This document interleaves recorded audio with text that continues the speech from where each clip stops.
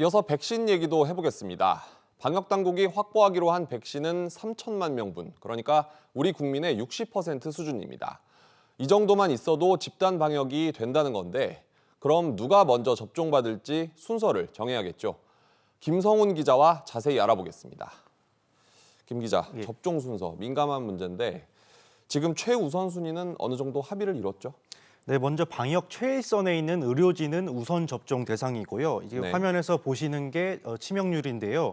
80대 이상은 20%에 가깝습니다. 그러니까 감염 시 5명 중 1명이 사망할 정도로 높습니다.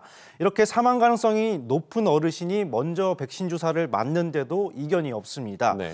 이제 그 다음 순서를 두고 방역 당국이 논의를 하고 있는데 앞서 독감 백신의 경우에는 임신부와 어린이는 무료 접종 대상일 정도로 우선순위였지만 이번엔 다를 것이라는 의견도 있습니다. 전문가 얘기 들어보시겠습니다. 코로나19 백신 새로운 플랫폼들로 개발이 되고 있기 때문에 안전성이 완벽하게 확보되지 않은 상황이라서 어린아이들 같은 경우에는 순위에서는 조금 뒤로 가는 게 더 맞지 않을까 이렇게는 보고 있습니다. 또 방역 당국은 임신부에 대해서도 임상 시험이 진행 중인 것을 확인하지 못했다고 밝혔습니다.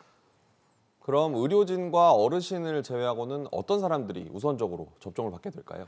네, 사회 활동을 하는, 그러니까 생계 등을 이유로 다른 사람을 자주 만날 수밖에 없는 사람이라면 먼저 접종이 필요하다는 얘기가 나오고 있습니다. 네. 직장인과 자영업자 그리고 대학생 등 여러 사람이 포함될 수 있습니다.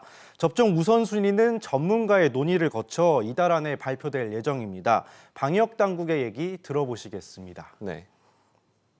또 어떤 분들이 사회활동을 왕성하게 함으로써 먼저 예방접종을 해서 이 전파력 떨어뜨리는지 이런 요인들이 종합적으로 검토되어야 됩니다. 백신 개발 상황과 또 보급 시점도 알아보죠. 아무래도 해외가 개발 속도는 빠른 상황이죠. 그렇습니다. 해외 개발 백신은 이르면 다음 달에 이제 나올 것으로 보이는데요. 네. 임상 시험에서 높은 예방 효과를 보였다고 밝힌 미국의 화이자와 모더나는 연말 보급을 자신하고 있습니다.